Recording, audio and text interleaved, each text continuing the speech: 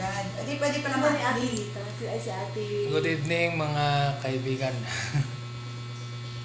Dito tayo sa bahay ni Sir Gani. Sir, pwede mo sa amin mabagi yung katatapos lang kasi hindi ko na pinakita yung pag-therapy natin eh. Ano yung improvement mula noon na unang pagpunta namin? Pangalawang bisita na natin yan dito. Anong pakiramdam na mayroon bang na-improve? Nung unang ano siya mabigat, pero siyempre sa pangalawang medyo mayroong pagkakaiba. Medyo mag-aanggaan na. Sana gumaling ka na para makadrive ka na ng... Pero maganda siguro to pagka araw-araw talaga kung sana sa first treatment sa atin sana, 10 araw yan, tuloy-tuloy sana yon. Tapos, may interval na kasi habang naglalakad ko, ito parang nabubugbog siya.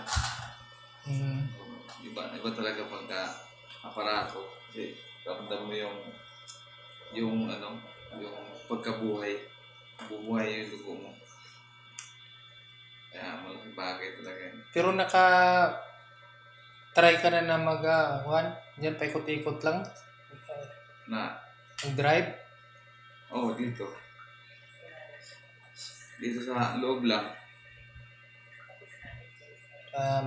Sa ganito lang ginawa natin, baka diyan mo matry ulit o lumakas ka. Follow up na lang natin sa sunod na linggo. Tuloy lang natin para gumaling ka. Kasi kung titigilan natin, maaari mas malalo matatagalan. Yun lang. Ang time na natin kuminsan, schedule na natin kasi dito sa inyo, talagang sadyain mo. Yun, lagi lang tayo mag-pray. Kasi wala naman doktor na pwede umangkin nga siya nagpapagaling, kundi ang atin ng Panginoong Diyos. Siya yung may buhay, siya yung source ng lahat na may buhay at ng buhay. Siya lang ang dakilang doktor. Kaya yun lang papasalamatan natin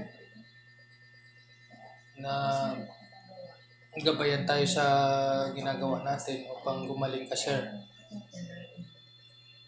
Yun lang at magandang gabi sa ulit sa lahat.